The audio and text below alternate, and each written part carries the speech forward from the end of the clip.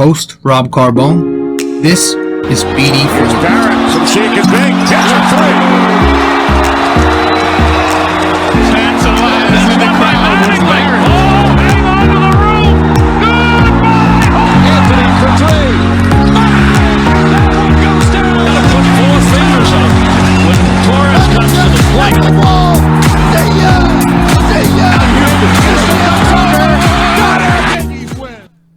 I mean, I would rather sit, and I'm not kidding, I would rather sit from Boston through that commercial right there. That stupid Sam Adams Boston commercial for 48 minutes and watch it on loop. Then watch Elfrid Payton play basketball for 48 minutes. I would. Your cousin from Boston. And I hate that commercial. The insufferable Boston accent. But I would rather listen to that, watch that on loop for 48 straight minutes than watch that guy go out there and attempt to play NBA basketball. I can't do it anymore, man. It's got to be wearing thin on everybody else too, right? My Christmas was great. How was yours? Oh, man, it was a joke. It was a joke, man. It was a joke, those two games. I just can't. How's everybody going? Merry Christmas. I hope everybody, in all seriousness, I hope everybody had a good holiday. Hope everyone had a good time spending, spending time with their loved ones, with their family. But I can't, man. I swear to you, I would rather listen to that for 48 minutes, blasted, with headphones on, than watch Peyton play. Your cousin from Boston. I just can't. I can't do it anymore. I can't do it. Your cousin from Boston. I can't listen to... I can't watch Peyton play. I would honestly rather do anything than watch that guy go out there. It's a joke, dude. Oh, man. I didn't want to start like this. I didn't want to start the season 0-2 because, as pessimistic as I am, I get into those, I start thinking too much, Maybe it's going to be another one of those tanking seasons. Maybe we should have drafted this guy. I start thinking about things that you shouldn't think about 2 games into a season. But here I am, in that zone already. Lord. Lord. Oh, man. I mean, where do we even start, Your cousin from Boston. Where do we even begin? I mean, at the start of tonight's game, and when I say tonight, I mean Saturday night, the second game of the season, you knew it was going to be bad because it's like a bad omen. The Knicks start with their new alternate jerseys, and I have a feeling these new City Edition jerseys are going to be the new cursed orange jerseys from years ago. But here's Reggie Bullock out there. Reggie Bullock who is number 25. And he's got that on the front of his jersey. He's got the small 25, correct. But on the back of his jersey, he's got Mitchell Robinson's number 23. So he's wearing 2 different numbers at once.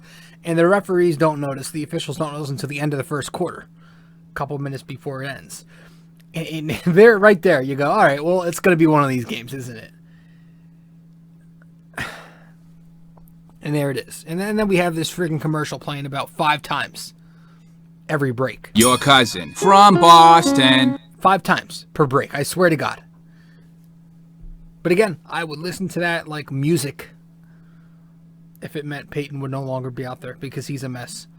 And we're going to get into him a lot tonight. I don't like talking down on people. I don't. I'm sure he's a nice guy. But as a player, people versus players, different things. He's not. It's I'll sit here and sip. You know, I don't want to rub my mouth too much there before I get too heated. We'll get into Elfrid Payton.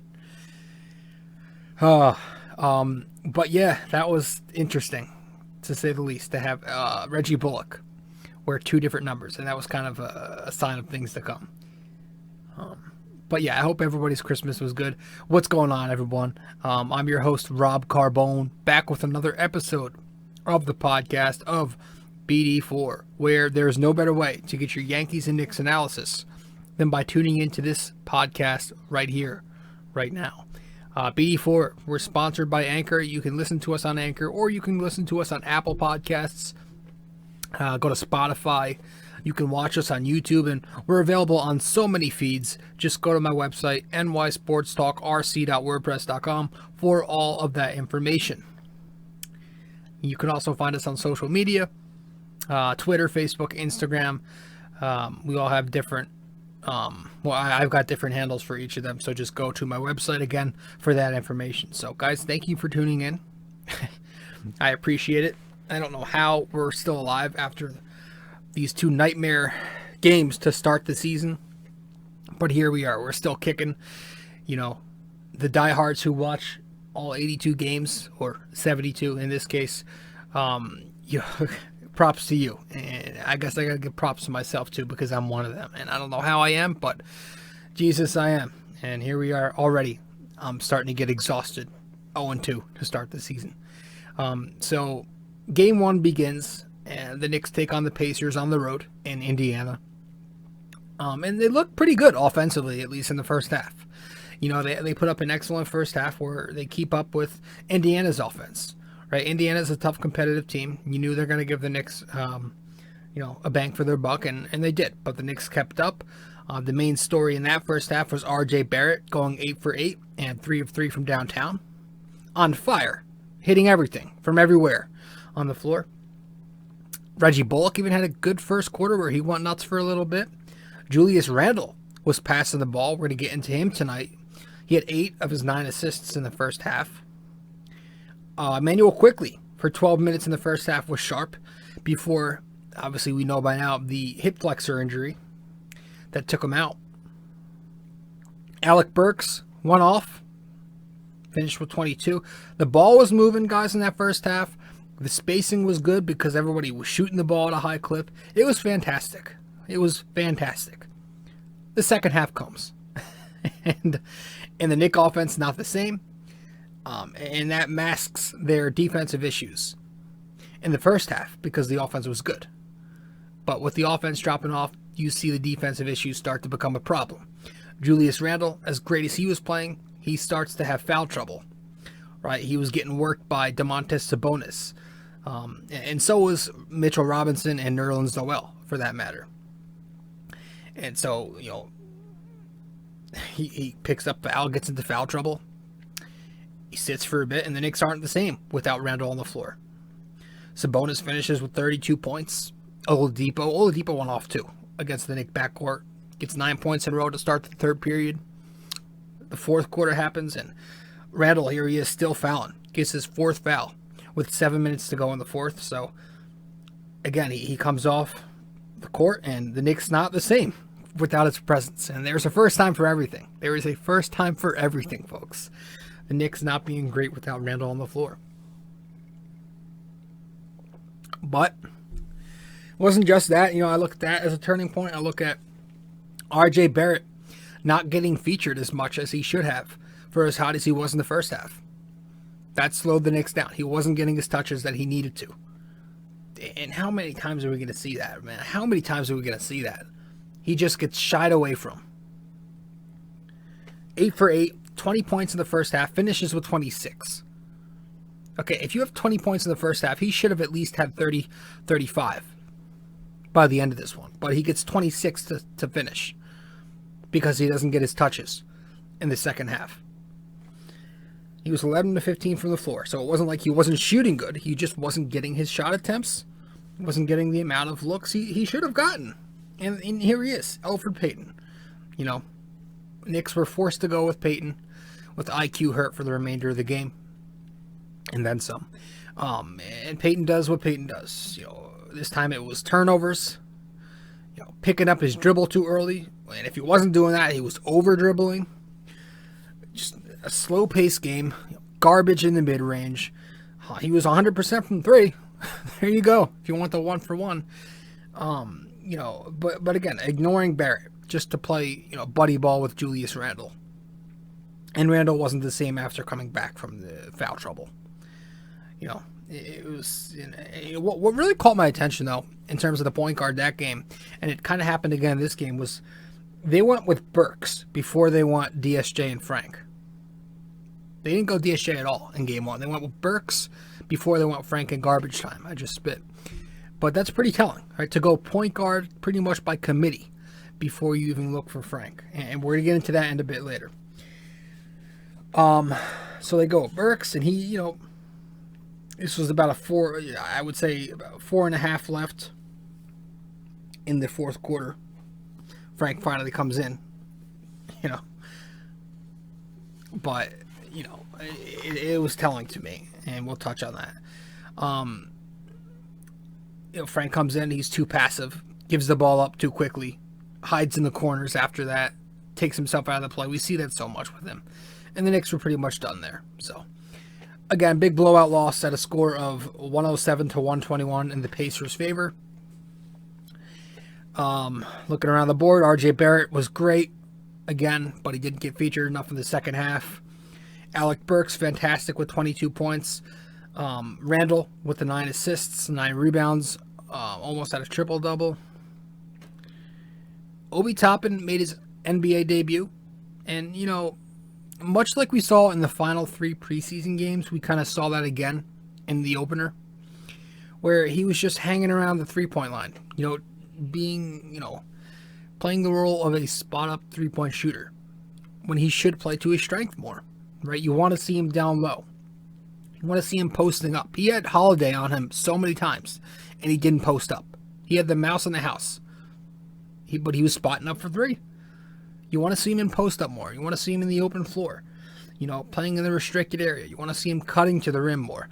He didn't do that, and I thought he was going to be like that. After game 1, I was very impressed with the way he was moving without the ball. But he was kind of just hovering around that arc and waiting for shots. He got 7 three-point shot attempts up, and he was 3 for 7 there, which was okay, but he was 0 for 5 from the 2-point distance. So he got to play down low more. Got to play to his strengths, and I didn't like that he was kind of acting like a Steve Novak out there.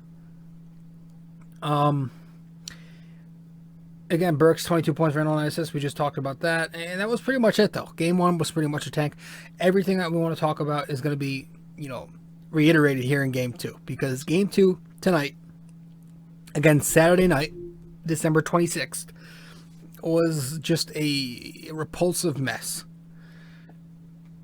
Knicks dropped this one with 89 points to the Pacers 109. I'm sorry, to the Sixers 109. And this, again, like on Wednesday night, it was the Immanuel Quickley effect. Right? And it was just a bad all-around game because of that. But, the Knicks, as bad as they were, they hung in there somehow in the first half. They did hang in there. They were only down 5 entering the third period. And, things kind of went awry, as the good defense kind of worsened in that second half, where the Pacers went, the Sixers went on a little 26-14 run in the quarter. That was the entire score for the quarter. It was Embiid and Simmons putting on a passing clinic, and you had Seth Curry hitting tough three-point shots, and Danny Green sharpshooting as well. And, that kind of took the energy out of the Knicks. I thought Tom Thibodeau waited way too long to yank Payton in the second half. Eventually he would, but he waited till and even Bullock, he waited till the 4-minute mark to pull both of them. It was just a little too long. They weren't getting the job done. They weren't producing. You got to get them off the floor, especially when you have Burks out here producing. And the rest of the game was more the same. it just reiterated that the Knicks need a point guard, man. They need a point guard, okay? And you look at the final box score tonight, and I'm going to read this gruesome, repulsive, disgusting, egregious, whatever you want to call it, box score here. But here we go. The 3 point guards, all right? Tonight, Elfrid, DSJ, and Frank, combined in 38 total minutes, combined. Get ready for this shit.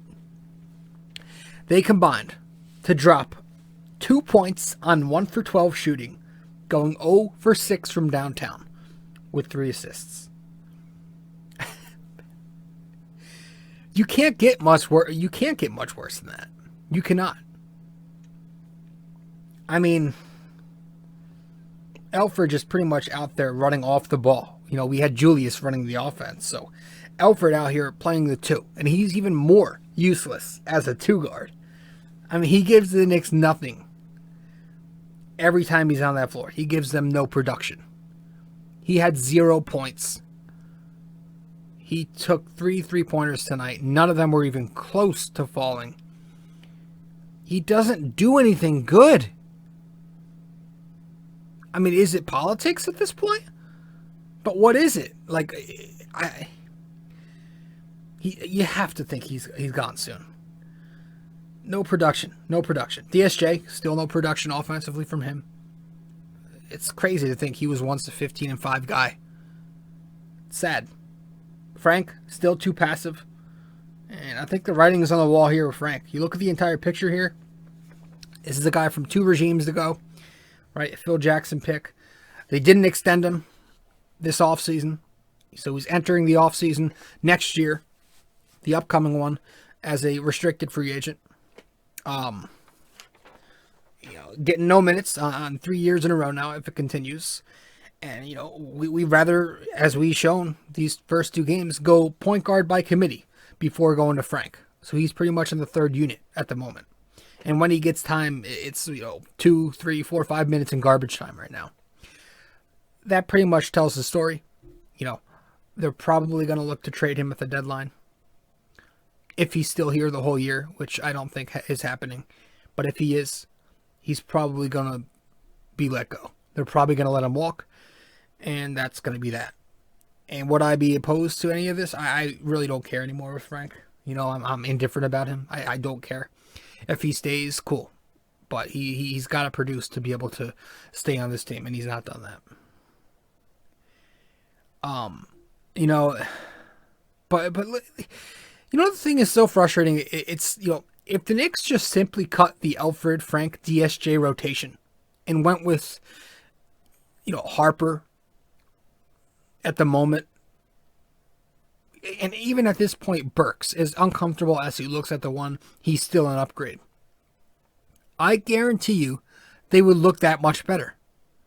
They wouldn't be 0-2 with 2 double-figure blowouts. They wouldn't. I can guarantee you that right now. They wouldn't keep losing like they are right now if they had a point guard out there who could at least shoot the ball at a, respectable clip. They would be half decent. And Tom Thibodeau, you have to believe, sees this coming. Like I said, the writing on the wall might be here too for Payton. You look at the game 1, on Wednesday. Quickley had more first half minutes than Payton before he left the floor and got hurt. You look at tonight. Payton pulled twice tonight. Early in the first half, early in the second half. So maybe once Quickley gets back and Austin Rivers gets back too. Maybe you have some kind of rotation with them two. You hope, right? Maybe you go Quickley, Rivers, and I would like Harper to be the 3rd unit. That would be fun. But you cannot keep going with what we have right now. That cannot happen. That cannot happen. No. Not at all.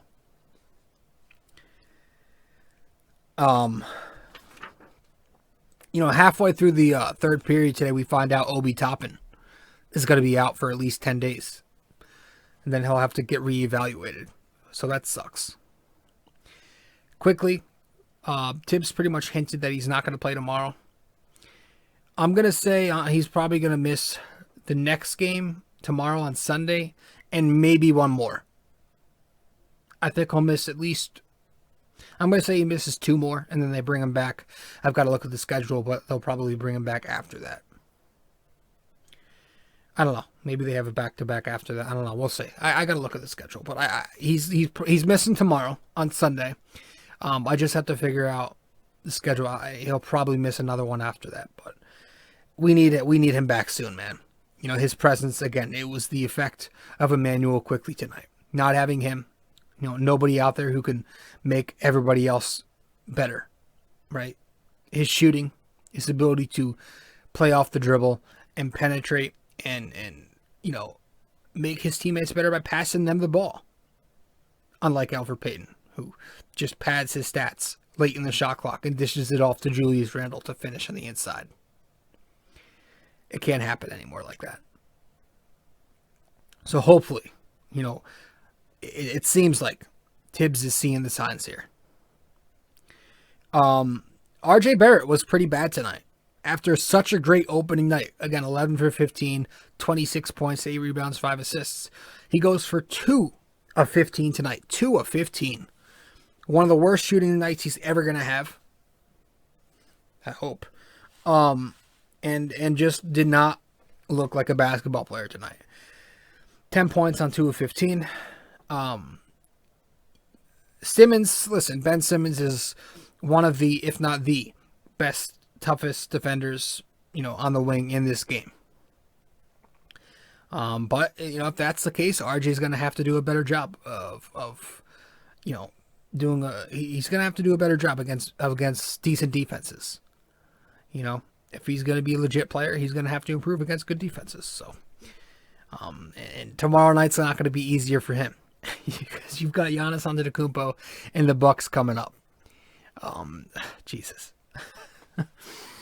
So, but you know, if you want to take some positives for, you know, positives with a grain of salt from RJ's game tonight, from his 2 for 15 performance, you know, he got to the line. He was aggressive. He still had 8 free throw attempts, and he hit 6 of them, so he's 75%. You know, he was staying confident, taking shots, getting to the rim, being aggressive out there. He still got his shots up, and, you know, he was active. He played, you know, pretty decent defense too. So I guess that's the positive you want to take from him. You know, that he was still not afraid and wasn't shying away. Got that scorer's mentality. He remained focused. So,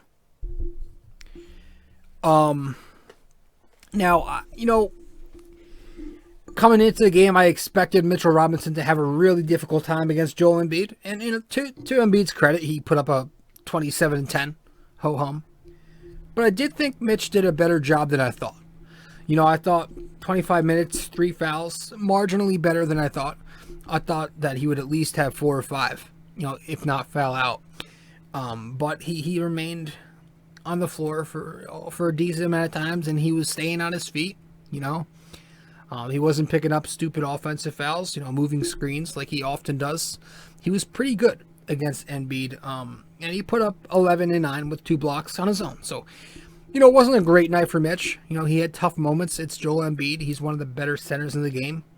You know, he's so dominant when he's right. So I thought Mitch was fine. Randle and Burks, again tonight, they keep upping their trade value. Randle, after a great first opening night, goes out there and goes for 25 points, 7 rebounds, and 3 assists tonight on a very efficient 11 for 15. He's playing confident. He's playing with his head up, which is a big difference. You know, that's why you're not getting the spinning turnovers that you usually get. The dumb moves, you're not getting that. He's playing confidently. He's playing with his head up. He's looking around the floor. Still get your Randle moments, but he's playing like a winning player right now, and that's what we've always wanted to get from him. You know, but again, you still have your moments where you're like, oh, you know, he was getting ran around defensively by Harris. You know, and you know, but you're gonna take it. You know, with what we've had to deal with so far from him as a Knick, you will take what we've gotten tonight and what we got yesterday or on Wednesday. So that's a positive. Get that trade value up, right? He keeps playing like this. GM see him playing and contributing in a winning fashion, Julius, maybe maybe we find some partners here and there. That would be huge. That would be a tremendous asset to dish, and maybe get a first-round pick in return. Alec Burks, too. If he keeps playing like this, he had 22 points on Wednesday, 50% from deep. Tonight, 22 points, 67%, 4 of 6 from deep. If he keeps playing well like this, man, that's another guy. He and Randall, you trade them for a first rounder, for a second rounder, maybe an early first rounder, a couple of picks. Keep stockpiling as you've been doing. Somebody made a case to me on Twitter earlier that the Knicks should keep Burks around.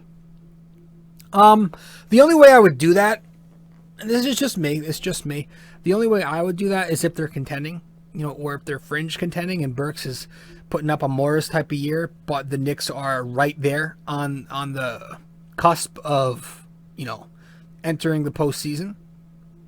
Sure, you definitely keep him around and see what you can do. He is 29, so he's not young, but he's not the oldest. And maybe, you start, keeping guys that are good now, and you stop dishing them. So I understand that aspect of it. Me, though, I don't think the Knicks are going to be in it at the deadline. I still think they're going to be a team that's probably headed for the lottery. But it all depends on what they do at point guard. That's really going to depict how well they play for the remainder of this season, right? If Quickley gets healthy in time, if Rivers gets healthy whenever the hell he gets back, and the Knicks do the right thing, then maybe they are a contender. Or not a contender, but maybe they are at least half decent, right? So we'll have to see. That kind of depicts whether or not we can trade certain guys, that are performing well and such. But one thing about Burks is I like how great he is, at just coming off the bench and bringing offense, because we don't get that with a lot of guys. And I think we've talked about Payton needing to be replaced. I think it's time Reggie Bullock gets the hell out of here. That guy, I'm sorry, he's been absolutely useless as a Knick. I said it last year when he came, and he didn't do shit. He was like 33% from deep. Supposed to be a sharpshooter. I said it in the preseason. He was pretty underwhelming. And here we are. 2 games into the year, he's looking like the same Bullock. Tonight, not making any shots, just missing so many shots. And when you're at the point where you're not even confident that he's going to make the shot he takes, that's probably time to yank him, right? He's a shooter. He's supposed to be a shooter. You're supposed to be confident when a shooter shoots. But we're at the point where we're not really confident anymore when Bullock is taking jumpers. He's out there to play okay defense, and that's about it. We need some offense. Okay, our defense has actually been acceptable, at least tonight. We need offense more than we need defense at this moment. So, I don't want him out there anymore, man. I think when we get everybody healthy, you got to go Quickley and Burks in the backcourt to complement R.J. Barrett, right? To complement Mitchell Robinson. And let Randall do his thing. I think can keep taming, him. And that's one thing, everybody's hopping on Randall right now. Listen, I love it. I love the way he's playing. I'm all for it. I've said it. He's obviously a talented player. The question has always been, does he make the winning plays? And right now he is. But am I going to buy in? Am I going to say, oh, you were right all along, to the 2% of the Knicks fans who love this guy? No, I've got to wait. Just like we have to wait to see if somebody bad turns around and does good things, we have to wait to see if somebody who's doing something good, ends up flopping. We have to be fair. And it's only 2 games into the season. I'm not going to buy into it yet because we had the same thing happen with Mike Miller when he took over last year. Randall was playing more efficient basketball as well. But he still ended up being the inconsistent, reckless, low IQ, empty production type of player in the end. So I'm going to wait more than 2 games to hop on the Randall bandwagon just yet. I like it. I hope it continues because he can get that trade value up and we can dish him out of here for something good. But right now, not getting my hopes up, incredibly high. I thought tonight Kevin Knox looked pretty good. He was aggressive. That's the big thing always with him. Is he going to be able to stay active out there on both ends? And he did, Had a nice slam dunk off a backdoor cut in the second half.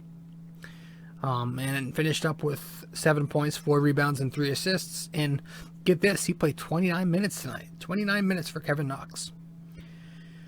So that's pretty much it, man. The Bucks are up next, so look forward to an 0-3 start.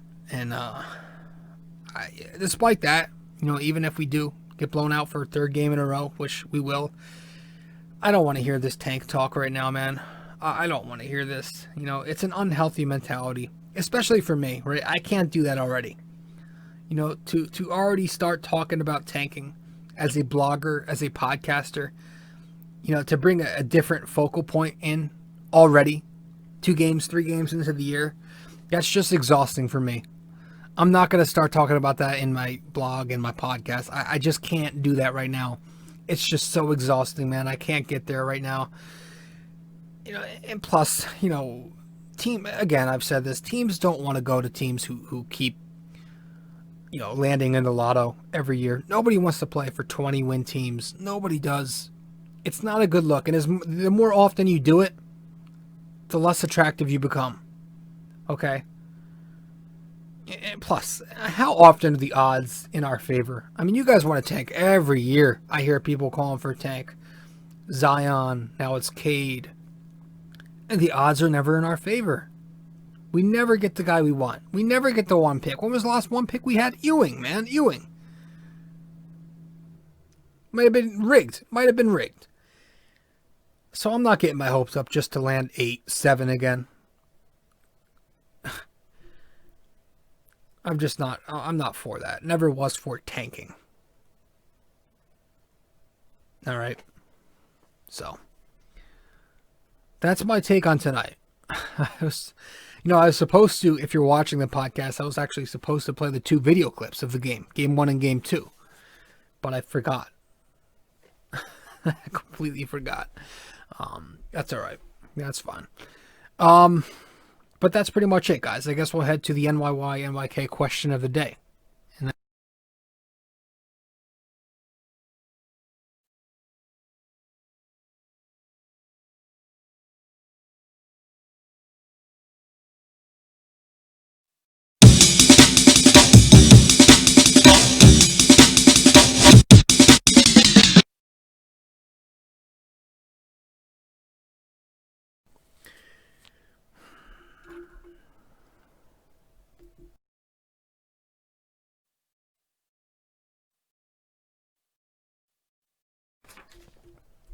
All right.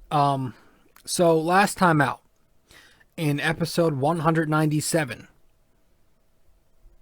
This is episode 198, but in episode 197, last time out, covering the Yankees, I asked you guys to name me the Yankee with the second most stolen bases in franchise history.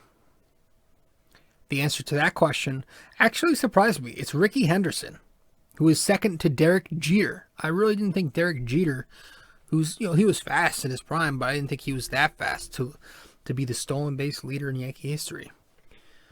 They are the Bronx Bombers, though, so it makes sense. Ricky Henderson is the answer to 197's NYK question of the day. Tonight's NYK question of the day, episode 198. I'm asking you to name the longest winning streak in Knicks history. How many games? All right, so the longest winning streak in Knicks history was how many games? You don't have to name the year. That'd be a bonus if you do. Just name the amount of games it was. All right? Guys, thank you so much for tuning in. I appreciate you listening to the podcast. I appreciate you watching the podcast if you are watching. If you haven't yet subscribed to the podcast, be sure to do so right now. Go to nysportstalkrc.wordpress.com. That will take you to my page. Go over to the outlets section of the website. That will take you to the information that displays where to find me on social media, where to find the podcast on the many different platforms, and where to subscribe to the blog, which is right on that website. nysportstalkrc.wordpress.com. Guys, thank you so much for tuning in. I do appreciate it. And I think that's it for tonight. I think that's all we've got. So, I will see you in the next one. Sunday night, Knicks Bucks. That's going to be a disaster. But we're going to be there watching. We're going to cover it in the blog. And obviously the next podcast episode will be out after the Knicks' 4th game of the season. So, guys, that's that. Thank you so much for tuning in. I am your host, Rob Carbone, with episode 198 of the podcast. 198. We are coming up on 200. Damn. All right, guys. Thank you so much for tuning in. Once again, I appreciate it. Merry Christmas. Happy holidays. Happy New Year. God bless. And I'll see you in the next one. All right. Ciao.